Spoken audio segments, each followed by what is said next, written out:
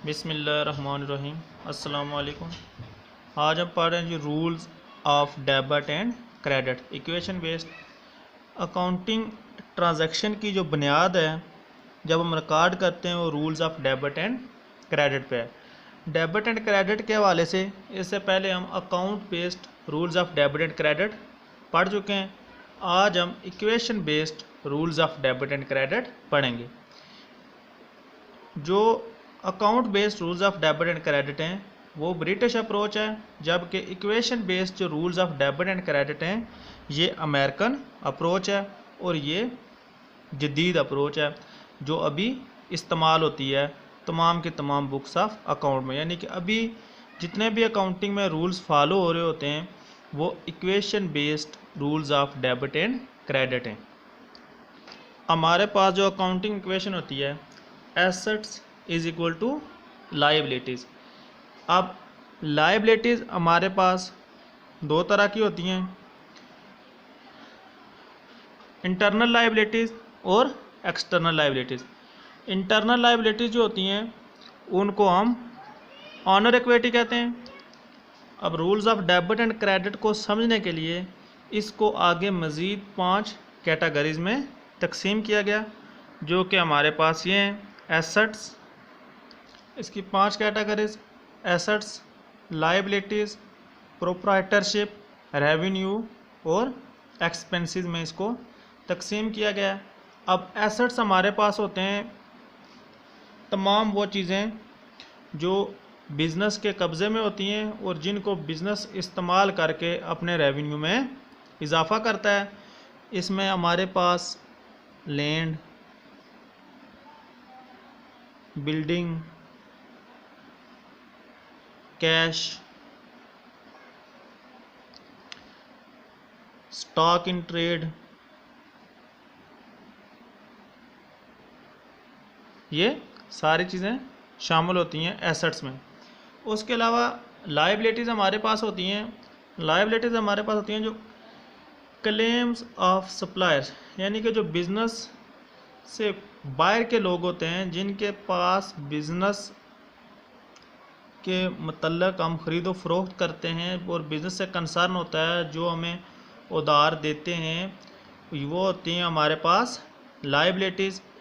Supplier account इसमें हमारे पास आता है जी। उसके अलावा शॉर्ट टर्म लायबिलिटीज़ हमारे पास होती हैं। अब सप्लायर के अकाउंट को हम क्रेडिटर के तौर पर ज़ाहिर करते हैं। ऐसे लोग जिनके बिज़नेस ने पैसे देने होते हैं, जब मुकर्रर तारीख आती है तब तक हमारे पास वो लायबिलिटीज़ में पड़े रहते हैं। जब मुकर्रर तारीख आती है तो उसको अदा किया जाता है। उसके बाद है जी हमारे पास प्रोप्राइटरशिप। प्रोप्राइटरशिप का दूसरा नाम हमारे पास है जी कैपिटल। कैपिटल जो होता है बिज़नेस के ऑनर का जो बिज़नेस में हिस्सा होता है, यानी कि जो बिज़नेस के मालिक का बिज़नेस में इंटरेस्ट होता है उस अमाउंट तक जितनी अमाउंट उसने इन्वेस्ट की होती है।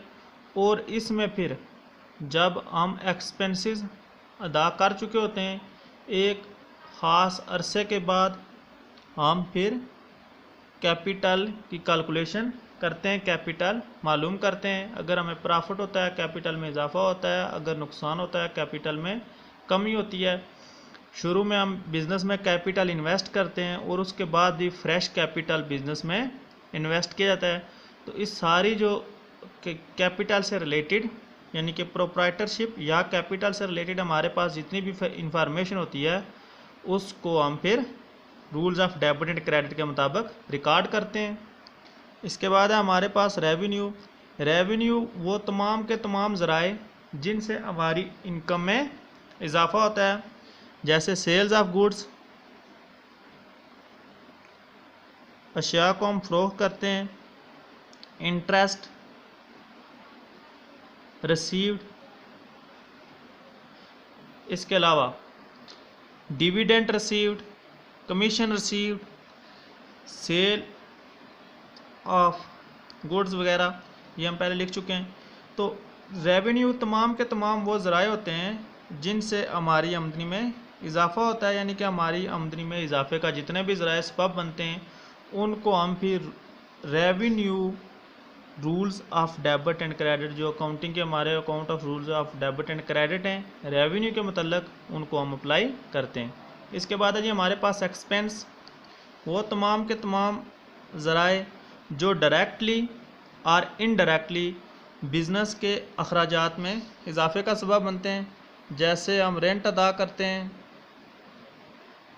सैलरी अदा करते हैं, इसके अलावा हम वेजेस अदा करते हैं, कैरेज अदा करते हैं। ये सारे के सारे जितने भी टाइप्स ऑफ एक्सपेंस होंगे इनको हम एक्सपेंस के rules of debit and credit जो अकाउंटिंग क्वेश्चन के मुताबिक होगा उसके मुताबिक हम इनको रिकॉर्ड करेंगे।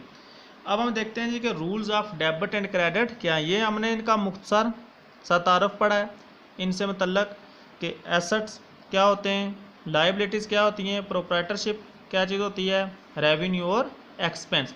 अब हम इनके मुतल्लक देखते हैं जी कि rules of debit and credit क्या है। ये हमने इनका मुख्तसर तारफ़ पढ़ा है। एसेट्स हमारे पास क्या चीज़ होती हैं, लाइबिलिटीज़ क्या होती हैं, प्रोप्राइटरशिप, कैपिटल, रेवेन्यू और एक्सपेंस। अब हम इनके हवाले से rules of debit and credit देखेंगे। अभी हम जो rules of debit and credit पढ़ेंगे ये हम पढ़ेंगे double entry of book keeping के तहत। Double entry of book keeping का जो बानी है वह है जी लुका पैचोली। लुका पैचोली ने जो डबल एंट्री सिस्टम पर पहली बुक लिखी है वो 1494 में लिखी है और ये बुक पब्लिश 1544 में हुई है।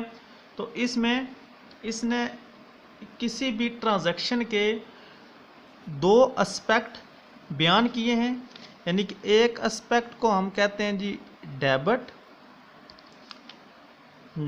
डेबिट डी आर से इसको ज़ाहिर करते हैं हम डेबिटर को, और सी आर से ज़ाहिर करते हैं हम क्रेडिटर्स को। अब किसी भी ट्रांजैक्शन में दो एस्पेक्ट होते हैं, किसी भी फंडामेंटल एस्पेक्ट होते हैं, एक बेनिफिट रिसीव कर रहा होता है और एक बेनिफिट दे रहा होता है। तो हम इसी कंसेप्ट के मुताबिक हम सारी की सारी अकाउंटिंग रिकॉर्ड करते हैं। जो अकाउंट बेनिफिट वसूल कर रहा होता है हम उसको डेबिट करते हैं और जो अकाउंट बेनिफिट दे रहा होता है हम उसको अकाउंट को क्रेडिट करते हैं। डेबिट एंड क्रेडिट के तहत हमारे पास जो रिकॉर्डिंग होती है, हमारे पास रिकॉर्डिंग होती है इसकी जर्नल में। जर्नल में इसका जो फॉर्मेट होता है, सबसे पहले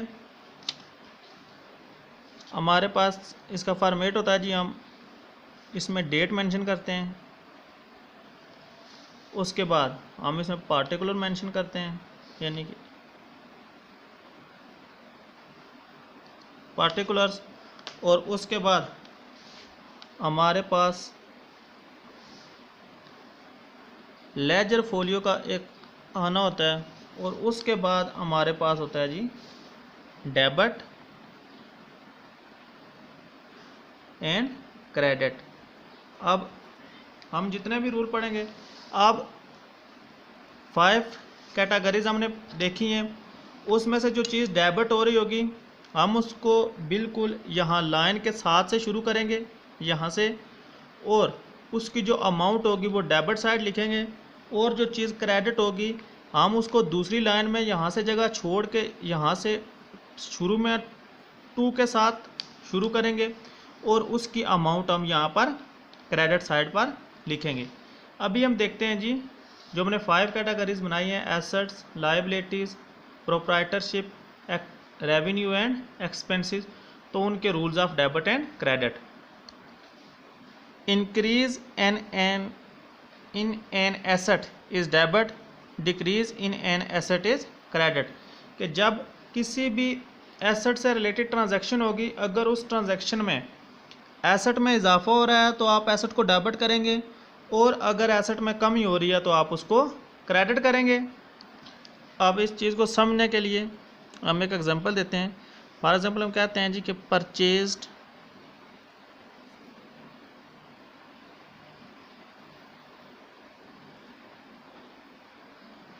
furniture on cash 5000।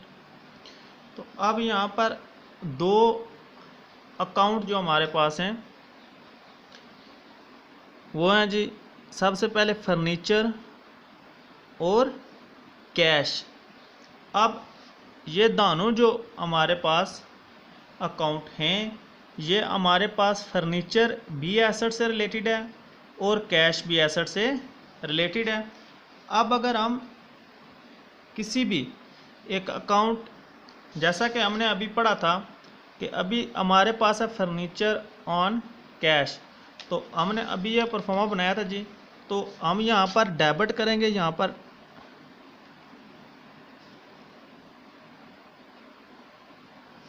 Furniture account को,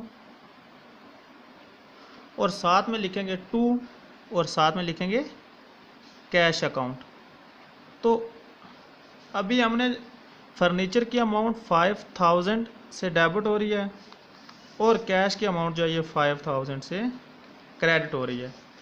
इसी तरह से जो ट्रांजैक्शनें होंगी, हम इन ट्रांजैक्शनों का मुवाजना करेंगे, देखेंगे उनमें कौन कौन से दो जो एलिमेंट हैं, दो फंडामेंटल एस्पेक्ट जो हैं, किसी भी ट्रांजैक्शन के दो एस्पेक्ट होते हैं, उन एस्पेक्ट को देखेंगे हम कि वो इन कैटेगरीज जो हमने 5 कैटेगरीज बनाई हैं, इन कैटेगरीज में से किस में आता है, और फिर उसका rules of debit and credit के मुताबिक हम रिकॉर्ड करेंगे। अभी ये जो ट्रांजैक्शन हमने पढ़ी है, इसमें फर्नीचर भी हमारा एसेट है और कैश भी हमारे एसेट है, लेकिन फर्नीचर में इजाफा हो रहा है, इंक्रीज इन फर्नीचर, फर्नीचर हमारा एसेट है, तो increase in asset is debit and decrease in asset is credit. तो कैश हमारा जो है ये भी एसेट है, लेकिन क्योंकि इसमें कमी हो रही है, कैश हमारे पास जा रही है, इसलिए हम इन ट्रांजैक्शन को क्रेडिट करेंगे। इसके बाद हमारे पास लाइबिलिटी के हवाले से जो rules of debit and credit है, decrease in liability account is debit, increase in a liability account is credit. कि अगर लाइबिलिटी में कमी वाक़या हो रही है तो हम मुतलका अकाउंट को डेबिट करेंगे, और अगर उसमें इजाफा हो रहा है तो हम उसको क्रेडिट करेंगे। इससे रिलेटेड हम एक ट्रांजैक्शन पढ़ते हैं। इससे पहले हमने ट्रांजैक्शन पढ़ी, हमने पढ़ा जी परचेज्ड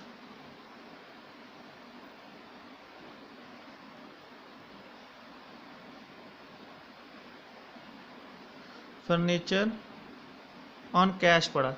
यहाँ पर हम पढ़ते हैं purchase furniture on credit from Asif 5000।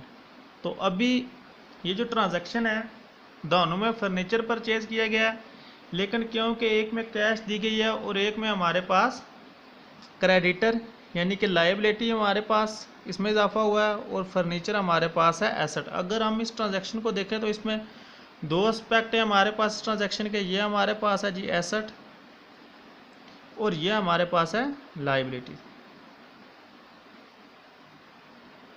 Liabilities. अगर हम इसको अब रिकॉर्ड करेंगे काउंटिंग ट्रांजैक्शन में, तो हमारे पास इसका जो रिकॉर्ड बनेगा ट्रांजैक्शन के, हमारे पास दो एस्पेक्ट हैं जी, फर्नीचर क्योंकि हमारे पास एसेट है,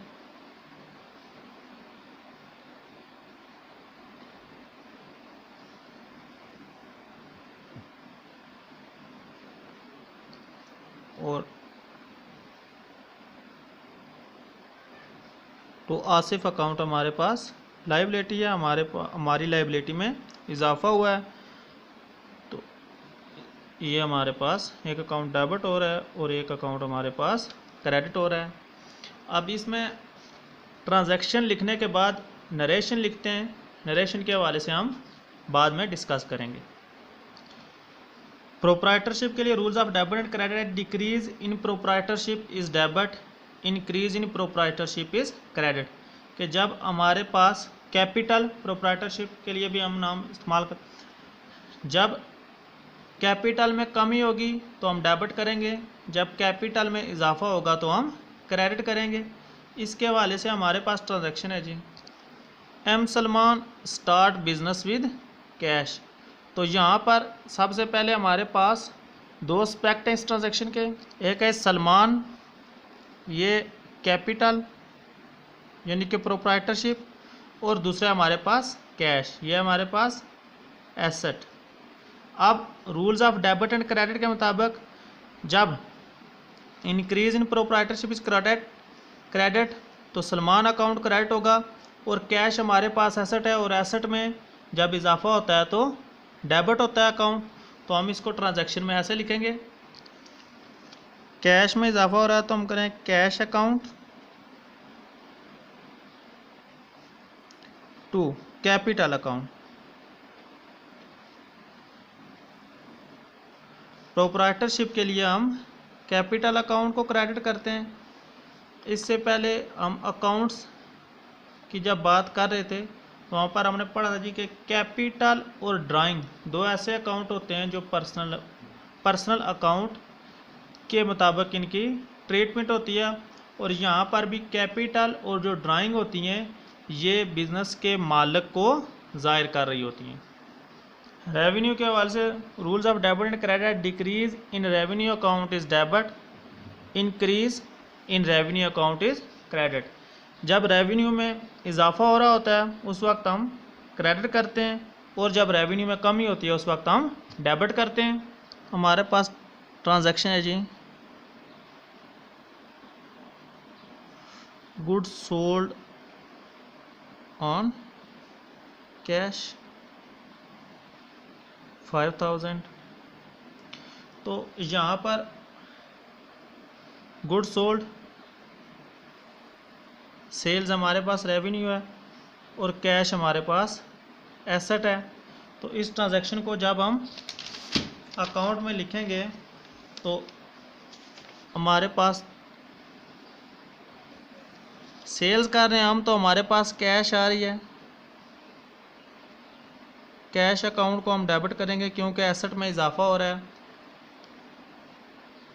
टू सेल्स अकाउंट, सेल्स को हम क्रेडिट करेंगे क्योंकि हमारे पास रेवेन्यू में इजाफा हो रहा है।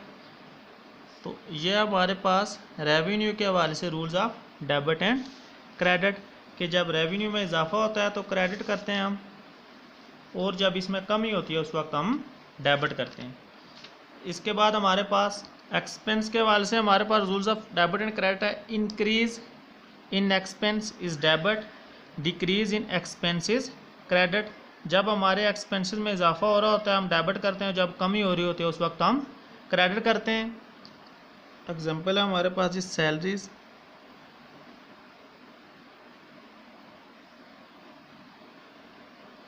Paid for the month 5000। तो अभी हमारे पास दो एक्सपेंस हैं जी, एक हमारे पास है सैलरीज, दूसरा हम पेड कर रहे हैं कैश की सूरत में। तो सैलरी हमारा है एक्सपेंस और कैश हमारा है एसेट। तो अभी जब हम इसको ट्रांजैक्शन की सूरत में लिखेंगे तो हमारे पास ट्रांजैक्शन बनेगी salary account to cash account.